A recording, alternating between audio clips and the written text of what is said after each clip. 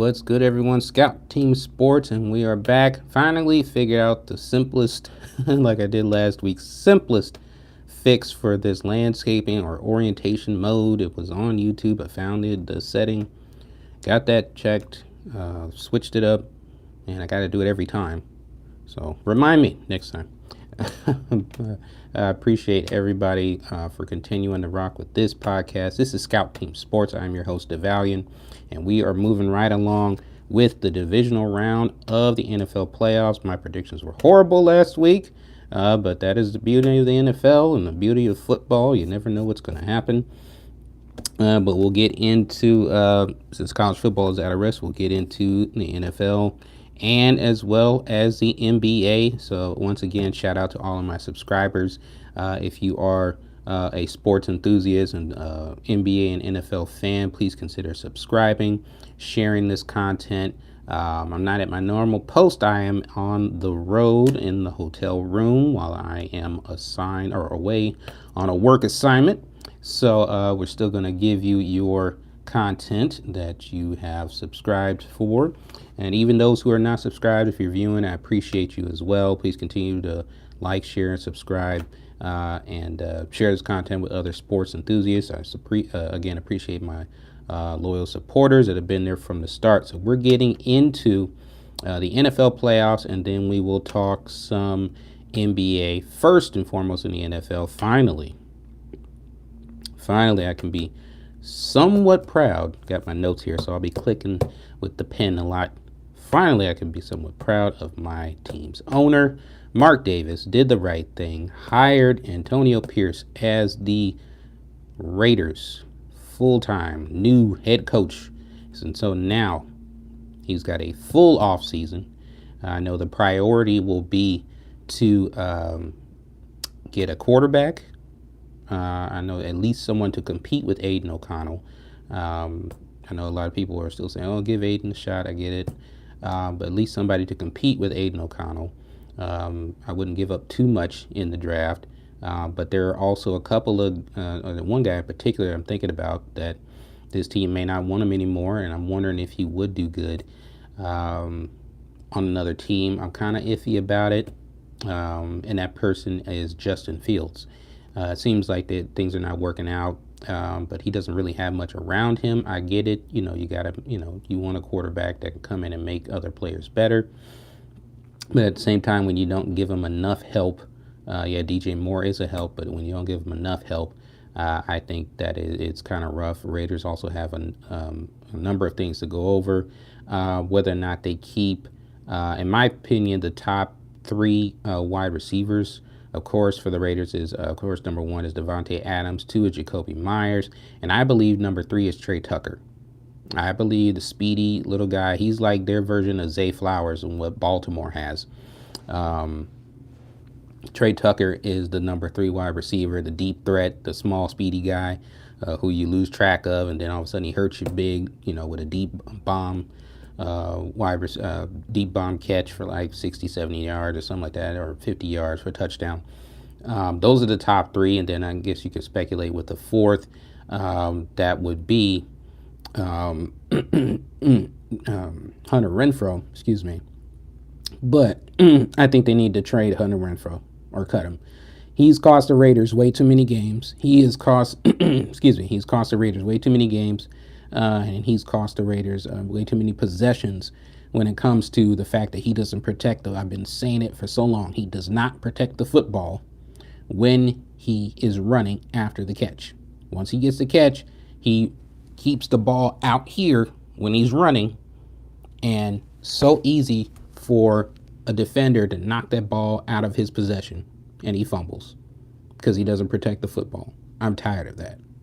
If we got to get another fourth wide receiver, we have to have a fourth wide receiver in whatever new offensive scheme that we have. If we have to have a fourth wide receiver, okay, fine, but it shouldn't be him.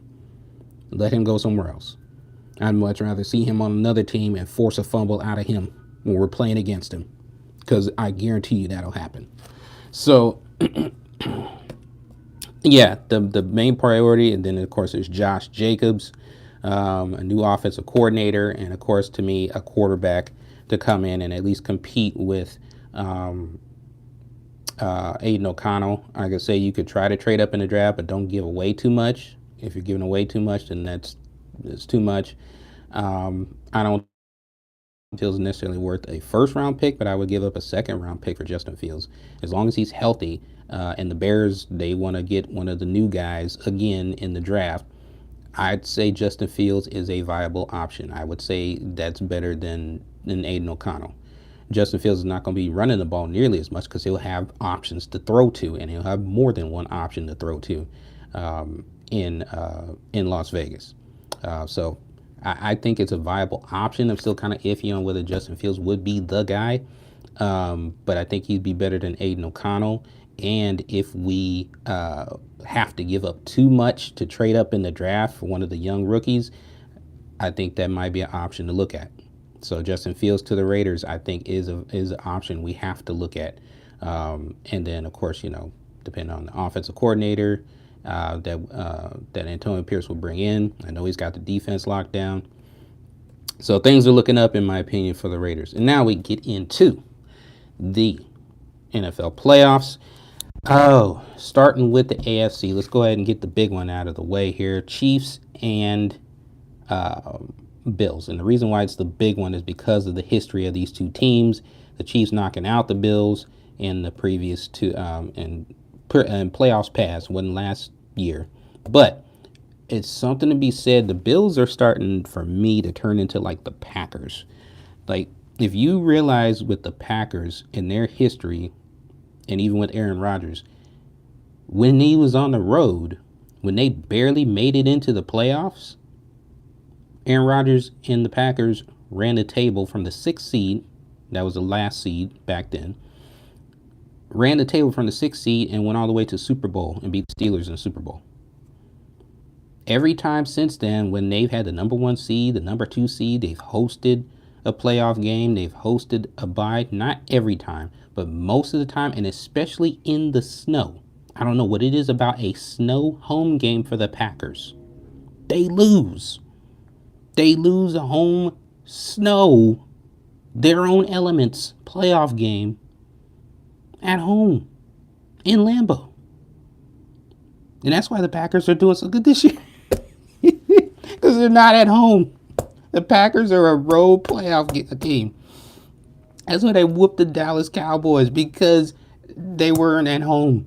If that thing was at home in the snow, the Cowboys would have won. I don't get it. What is it with not defending the home turf? But the Bills are starting to scare me.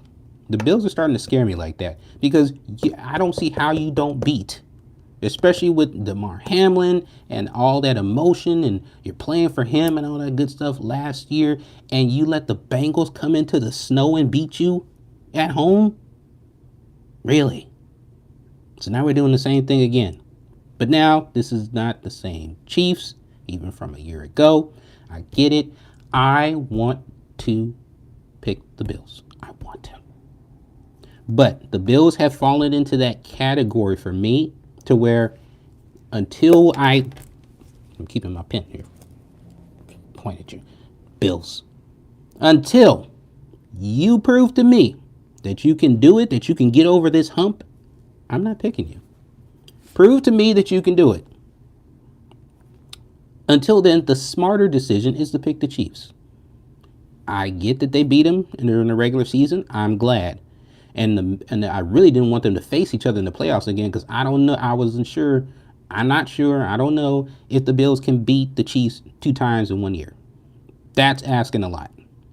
It can be done, because like everybody understands, this is the weakest Chiefs team that we've seen in recent memory, or since they've been on top for so long. This is probably one of the best defenses they've had, but the offense is weaker. Clearly. Not as focused. First year without Eric Bieniemy. And they don't look like they should on offense. Yeah, they get by the Dolphins. Yeah, I knew they were gonna beat the Dolphins. I mean, the Dolphins can't handle cold weather to save their lives. I get that. And they even then, the Dolphins being on top and then losing to the Bills twice. I was like, yeah, they lost the division title right there. Could have been number 2 seed. They lost out. And then let's talk about I just saw a YouTube, I think it was a YouTube short, Cam Newton coming out and talking about the whole, he was getting all this flack for game managers, but then he got his point proven as far as game managers with Tua and Dak Prescott losing their playoff games. And now, I mean, Josh Allen is clearly above that. Clearly above that. But I need to see it first. I'm tired of picking the Bills and they letting me down. 2 years ago, I picked them to beat the Chiefs in the playoffs when that was that back and forth game, and then the 14 seconds and Pat Mahomes scores, and then they go to overtime, and then Chiefs just march right down the field and win it in overtime. I'm not doing it. I'm not doing it. I mean, and it's not Josh Allen's fault in that particular game. That was the defense. The defense should have held on. The defense was ranked number 1 that year.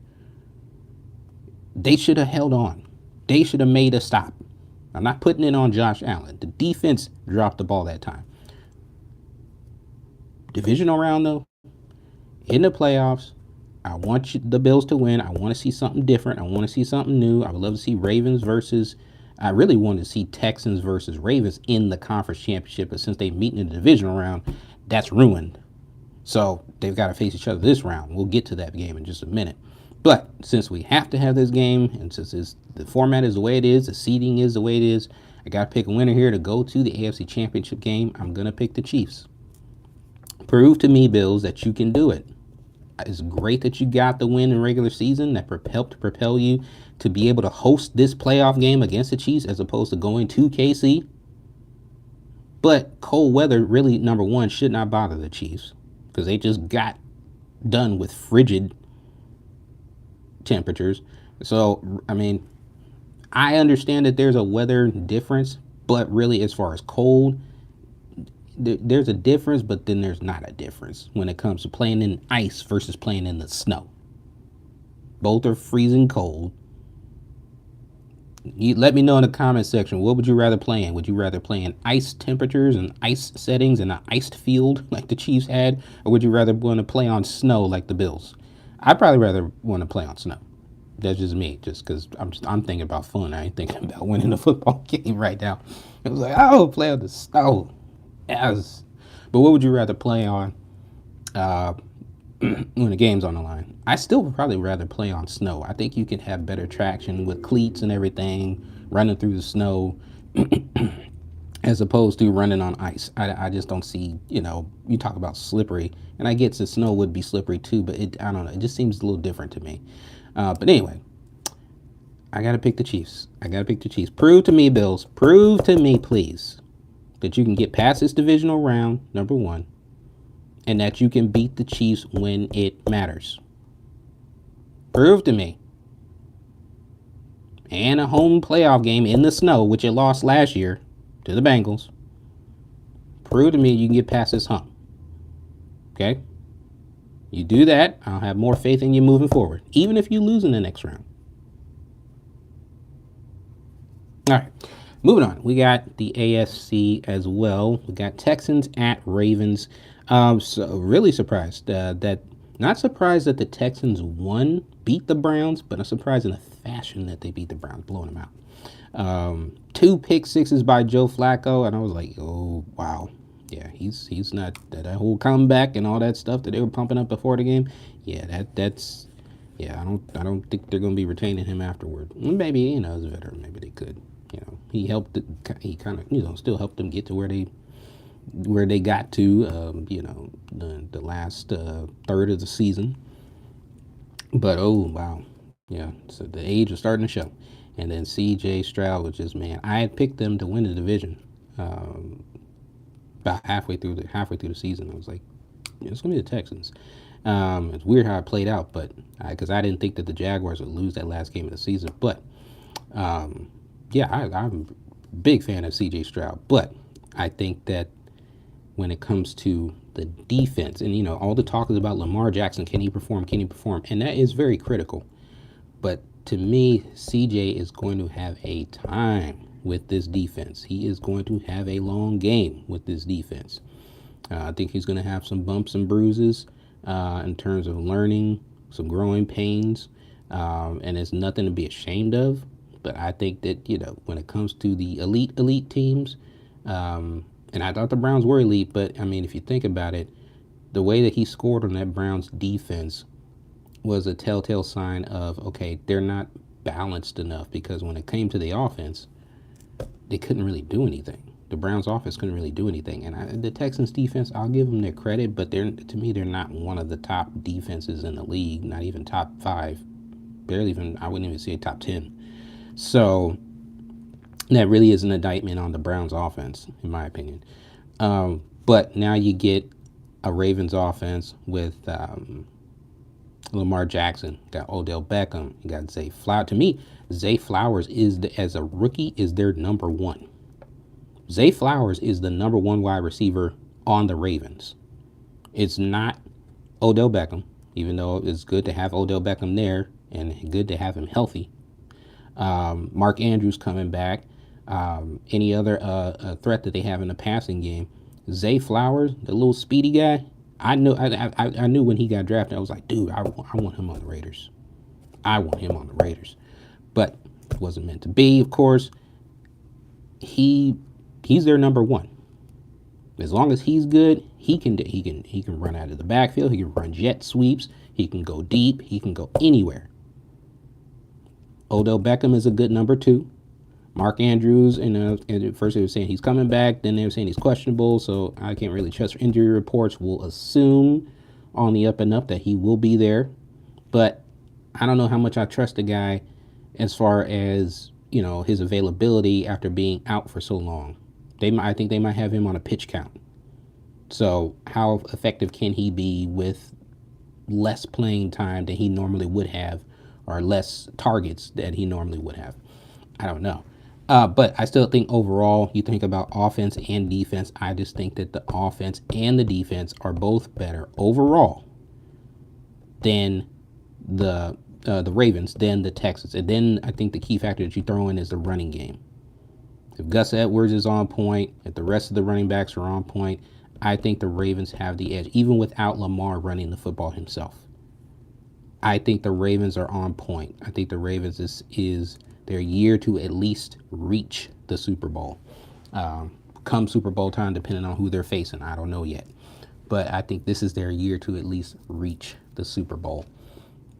The rest should help them. First time having a first round bye, or the number 1 seed, in the playoffs since Lamar has been the quarterback.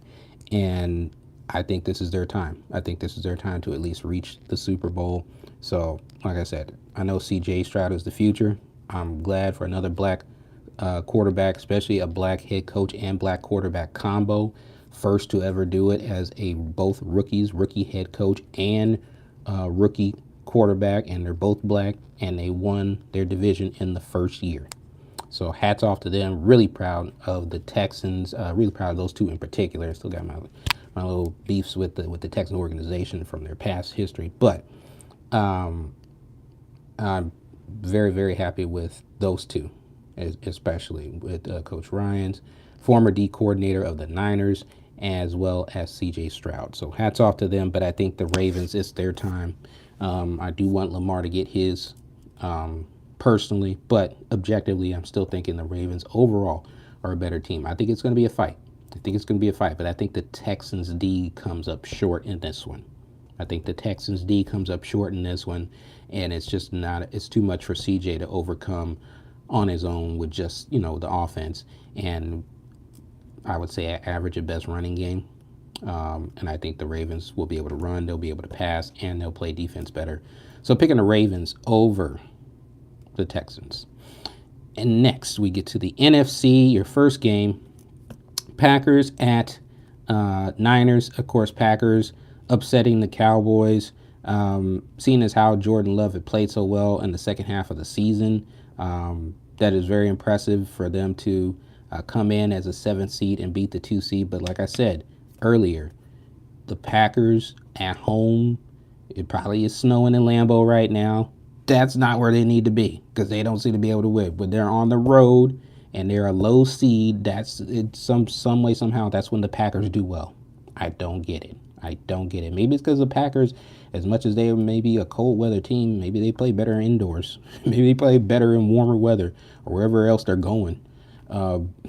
Because, I mean, they're playing indoor. They played indoors to beat the Cowboys. Now they're going to the West Coast to play the Niners.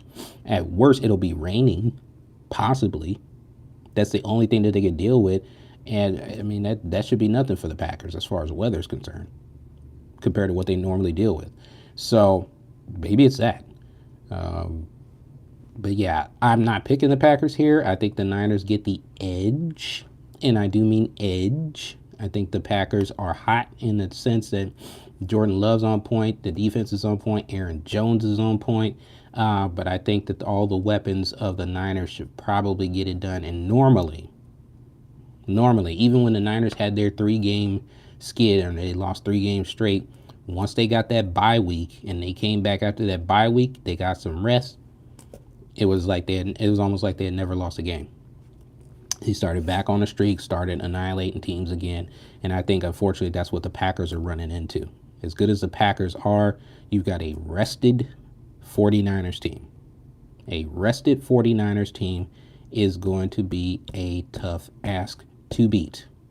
If McCaffrey is healthy, then it's McCaffrey, it's Debo, it's Kittle, it's Brock Purdy throwing the Ayuk, and then you got to deal with that defense. Yeah, that's rough. That's rough. I don't know if the Packers, I mean, Jair can only guard one dude. Jair Alexander can only guard one dude. So, who's going to guard the other guys? That's notable.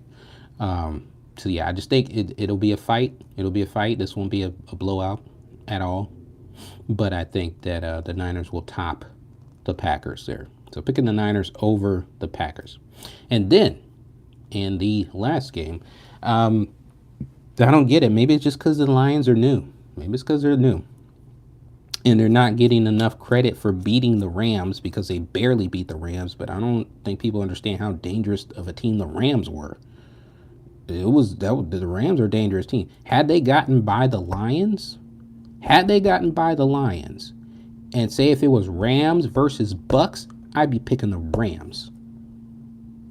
If it was Rams versus Bucks right now, in Tampa Bay, I'd be picking the Rams again. Just like when they beat Tom Brady. I'd have picked the Rams again to go in and beat the Bucks in Tampa Bay. Because the Rams were dangerous. They were a very dangerous team, and the Lions topped them by 1 point.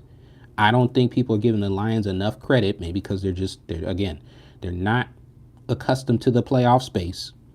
This is the first time they won a division since 1993.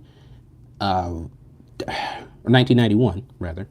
And then, they're them being the home team. I just think that, it's just not something people are used to. And I think that people are, which is the weirdest thing in the world to me, there are more people who are a fan of Baker Mayfield than Jared Goff. Go figure with that one. Probably because Baker Mayfield is a more arrogant, flashy, over-emotional type guy, and Jared Goff's more of a cool, calm, laid-back type of guy.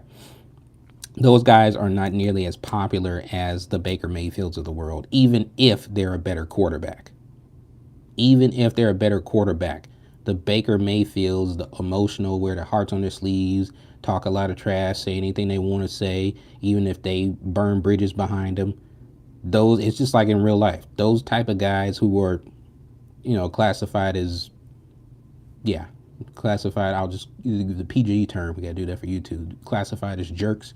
They are still liked by more people than the cool, calm, collective guy. Why? Because there are more jerks out in this world than there are the nice guy. That's just how it is. Like, nice guys are cool with nice guys. Jerks are cool with jerks. That's how it is. So, I think a lot of times more people will be a fan of Baker Mayfield just because of that reason. So I think they pick, he's more bullish, he's more aggressive, he's flashy, he's aggressive, but you got to look at the whole team. I've seen both of them make dumb mistakes. Even in the playoff game that they just played and they won, where the Lions beat the Rams and the Bucks beat the Eagles. I think the Lions had a much tougher time. And it's not just by the score. Just look at the teams that they face. If the Bucks had faced the Rams in the first round, the Rams would have won. And if the Lions would have faced the Eagles in the first round, they probably would have blown the Eagles out just like the Bucks did. So now you put these two teams together. I'm picking the Lions here. I think the Lions are much more poised than they're been given credit for. That defense really did step up in order to hold the Rams to 23 points, because I thought it was going to be higher scoring than that, because I didn't think the Lions defense was going to be able to hold them like that. If they can do that to the Rams offense, they should be able to do that to the Bucks offense. The Bucks offense is not so much greater than the Rams offense. Matt Stafford over Baker Mayfield, come on now. It's not even close. Wide receiving core, you could say, you can take your pick. You know, if everybody's healthy, Mike Evans, Chris Godwin over Cooper Kupp and Puka Nacua, the rookie of the year, offensive rookie of the year, broke the wide receiving rookie record this year. I think you can go either way with that.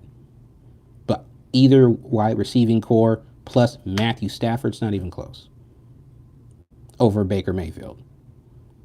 So now you put these two teams together, and you got the Lions, and their offensive threat, I think, is going to be a handful for that Bucks defense, because I still don't put too much credit in that Bucks defense. I'm happy for Todd Bowles that he's getting some success, but I don't put too much stock in that Bucks defense.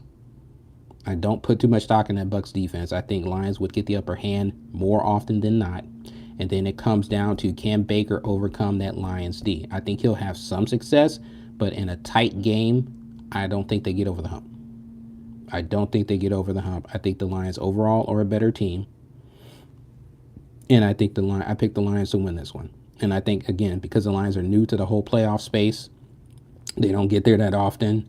Winning their division, everybody's like, it was like the last year the Cardinals went to the playoffs and they went to Super Bowl. Everybody's like, the Cardinals? The Cardinals won the divisional round? The Cardinals won the NFC Championship? The Cardinals got to the Super Bowl? Like, people couldn't accept it. They could not accept it for nothing. And yeah, we haven't seen the Cardinals there since. I get it.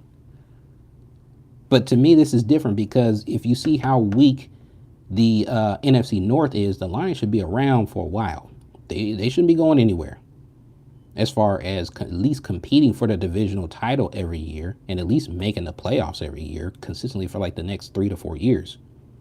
Who's all of a sudden going to rise up and get there? I get the Packers are coming. The Packers are coming. But you can't say that all of a sudden I can't see just all of a sudden Jordan Love and the Packers are just going to rise up and it's going to be like Aaron Rodgers dominating the NFC North like he was all those years with no competition at all. I don't see that. So I'm picking the Lions. To me, overall, a better team. Be a tight game as long as they don't shoot themselves in the foot. I'm picking the Lions over the Buccaneers. And so my final four are Ravens and Chiefs and Niners and Lions. That's what I got. Hoping it could be Ravens and Bills, but I'm going to go Ravens and Chiefs and then Niners and Lions. And now I want to talk about my great subscribers once again. Appreciate all of my subscribers. This is Scout Team Sports. I am your host, Divisional. I appreciate everybody for continuing to support. We are continuing to grow this channel. I'm continuing to live the dream, to chasing the dream, if you will. And like I said, just appreciate everyone who is supporting. We're continuing to move forward with this. Like I said, I'll get back to my original format with my desk and everything when we get back to the ground zero, if you will, next week. But for right now, we've got to do the hotel thing while we're on assignment. And we'll be getting into the NBA. Now, my main points in the NBA, first of all, tragic loss for the Warriors. Their assistant coach, Dejan Milojevic, unfortunately passed away this week due to a heart attack. And look, I know this is a sports channel, but just because I have had experience in this in my own family, as well as myself, as far as just, things in the medical realm, in the medical field, guys, get yourselves checked out. Never assume that whatever physical shape you're in or whatever athletic shape that you're in, that everything is fine, that you know everything, even if you know your own body, which is great.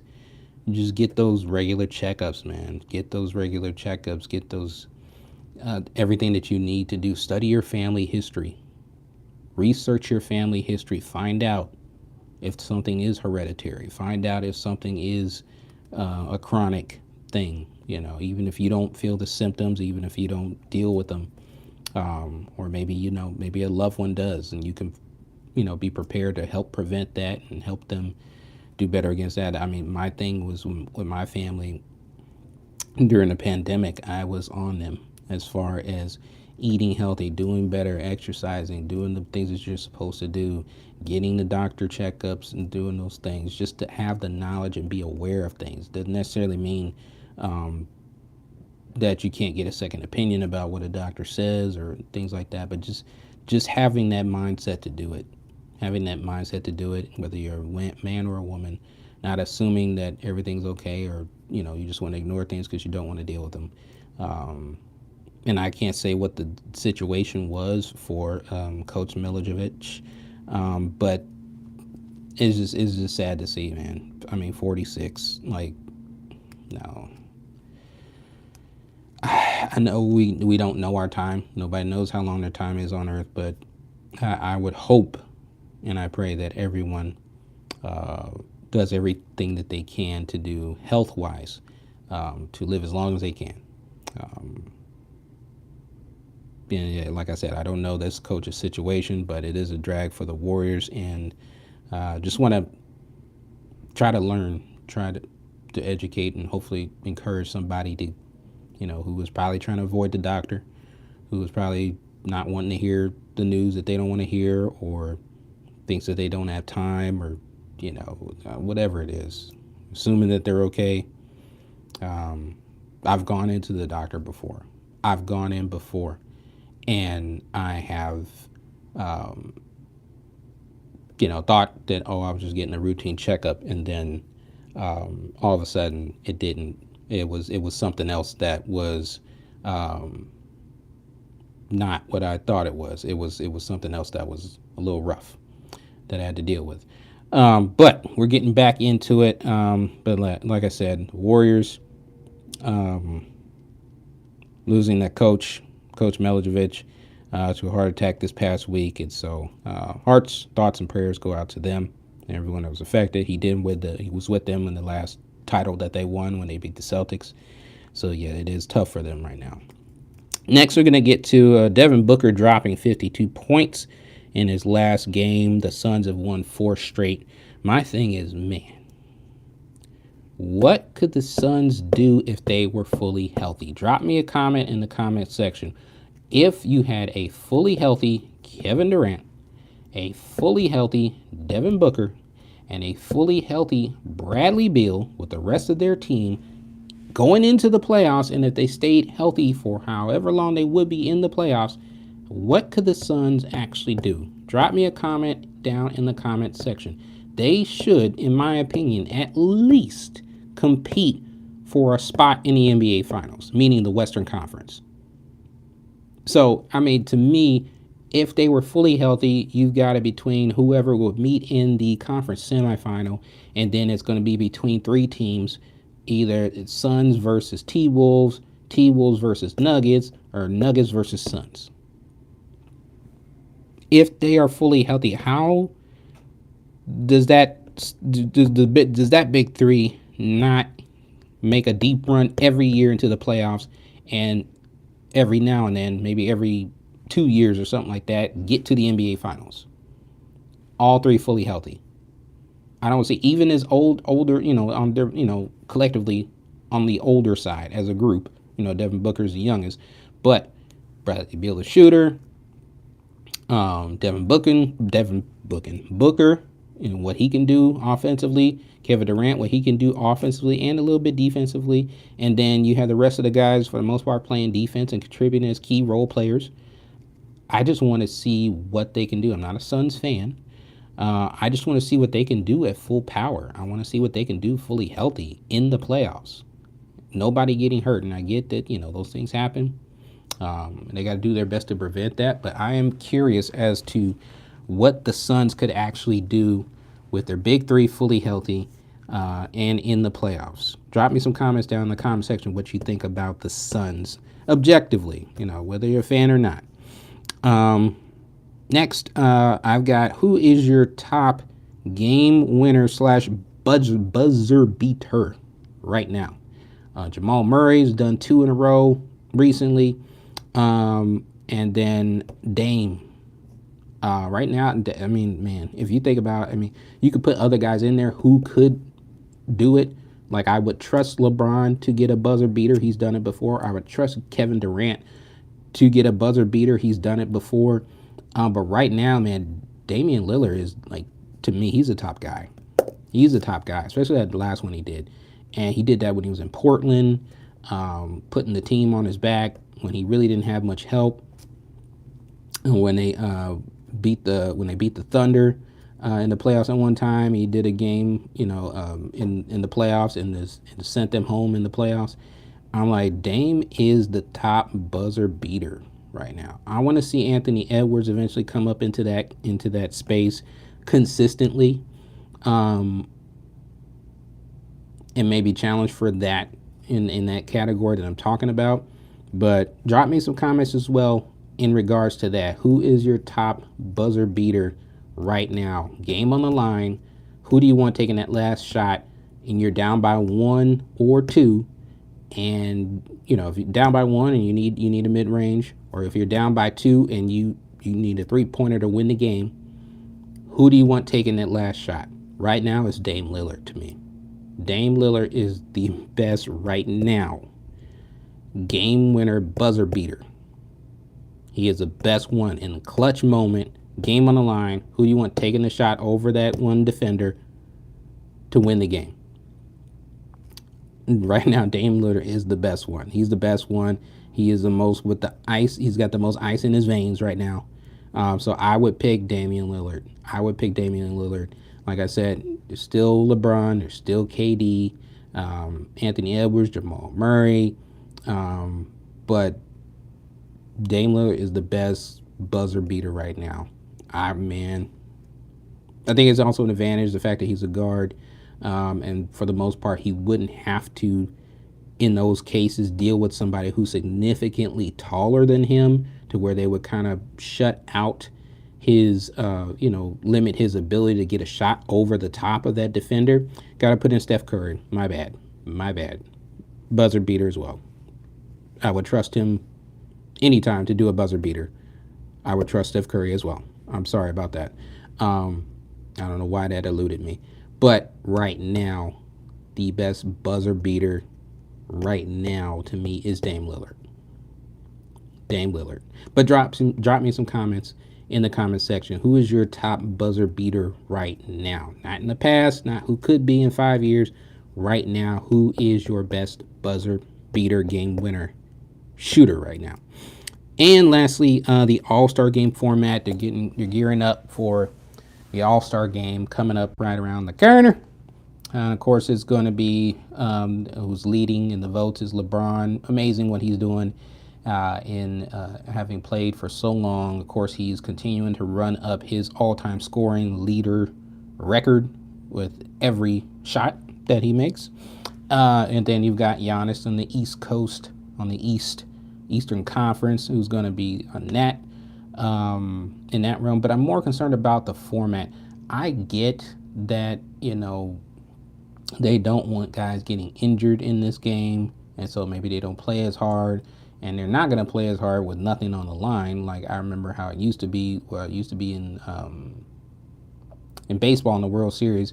Whoever won the All-Star game, that conference got home field advantage in the World Series, and then I think it used. I can't remember how far back, but it used to be the same way with the NBA All-Star game. Whoever won would get home court advantage in the NBA Finals. I get the other side of the argument that, and drop me some comments in the comment section about this as well. I get that the other side of the argument is Well, whoever is the 1 seed in their respective conference should get home court advantage. But what if it's 1 seed versus 1 seed? What if it's 2 seed versus 2 seed? Then what do? Do you go with a higher regular season winning record? Should that matter in a tiebreaker for home court advantage in the NBA Finals? I just think that the All-Star game, there's got to be something else to play for. I mean, you get guys running up and down the court. There's no defense being played. Everybody's showing off their skills. But here's the thing. Razzle-dazzle type three-point shot. Isn't that what the three-point contest is for? Or just how many threes can you make? I don't know how much razzle-dazzle you can do in a three-point shot, step back and then three. I mean, if I want to see good three-point shots, that's what I watch the three-point shooting contest for. And that's why some of the all-stars are in the three-point shooting contest. And I know a lot more stars, mainstream stars of the game, will participate in that as opposed to the slam dunk contest because there's less risk of injury and whatnot. I get it. But then when you go to dunks, if I want to see dunks, I will check out the slam dunk contest. The younger guys who are, trying to make a name for themselves in the league. Okay, great. The stars, the big stars of the game are not going to compete in it. But regardless, that's what I look to when I want to see some nice slam dunks. They're trying different stuff. They're trying spectacular things. They're risking it. The jumping over the card thing is kind of old, but every now and then some young guy's going to try it. But the All-Star game itself, LeBron's going to come in and he's going to do where he, goes in and he goes across the front of the rim and does his double reverse, and other than that, I mean, I don't think, I'm pretty sure he has other things in his repertoire, but to me, he does not. There's never been a time where I've seen LeBron go all out with dunks, like in terms of creativity. And I'm not saying he doesn't have the creativity. I just think he purposely reserves the creativity. He purposely reserves what it is that he really can do. I don't think we've even ever seen, even in years past, as long as he's been in the league, I don't think we've ever seen what LeBron really can do when it comes to slam dunks. And I think he does that on purpose. That's just me. I think I don't know what he's saving it for. I don't know what he's saving it for. But to me, there is so much. I can tell how creative a mind he is. I can tell how creative a mind he is. And to me, there are way more creative dunks that he can do that he just doesn't do. And I don't know if why he's holding on to him and he won't show him off. I don't know. But I would love to see LeBron in a slam dunk contest and just go all out. But I get it. He's trying to win a championship, trying to keep himself healthy and whatnot. Even in an all-star game, I don't think he's going to go all out. He just doesn't do that. He might do a little bit of razzle-dazzle. But like I said, to me, anytime I've seen him in an all-star game, he's not pulling out any dunks that I haven't seen him do over and over and over and over again. So, I don't know. I think that when it comes to, like I said, if it's nice three-point shots or if it's slam dunks, I watch the contest for that. So when it comes to the All-Star game itself, why am I watching a no defense game with the stars just doing the razzle-dazzle, somewhat of a razzle-dazzle, and there's, and then, look, if they just ended the game, hey, everybody had a good time, everybody put on a show, hey, wonderful, woo! But they got the nerve to name an NBA All-Star MVP. How are you going to name an NBA All-Star MVP when nobody's playing defense? How are you going to name an NBA All-Star MVP when everybody's just let everybody else do their thing? There is no NBA All-Star MVP. That award has no merit. Not, at least not now. There's no merit to that award. Why are you giving out that award? There's no defense being played. There's no strategy being involved. They're not playing for anything. They're not playing for home court advantage in their conference if their team gets to the finals. So why is there an NBA All-Star MVP award. I just think there's some things that got to be changed, and the way that they're continuing to go with now they get to pick teams and all this stuff. No. Eastern Conference plays against Western Conference. Eastern All-Stars versus Western All-Stars. If you traded teams and you're on in a different conference, and that's the team you play for, and if it's a blowout, it's a blowout. But technically it shouldn't be because nobody's playing defense. And so if you let everybody get in their stuff, get in their 3-point shots and get in their slam dunks, you should have a relatively close game. And if one team is starting to pull away from the other team, then the team that's pulling away, just soften up and let them score like they always do. So, this picking team stuff I've never been with that. Never been with that. But anyway, that'll be it for the NBA right now for what I'm talking about for this episode of Scout Team Sports. I'm going to go ahead and cut this podcast short of what it normally is. Appreciate each and every one of you for continuing to watch, for continuing to listen, wherever you may be, anywhere in the world. I appreciate anybody for listening to this podcast. Believe until you stop breathing. Once again, this is Divisional. We'll be back next week on Wednesday, Midweek Scramble. We've got the Midweek Scramble YouTube short, and then we've got our next podcast next Saturday at 10 a.m. Pacific time, right here on YouTube, live streaming. Once again, this is Divisional with Scout Team Sports. Believe until you stop breathing. Appreciate everybody for listening and watching. We'll see you next week.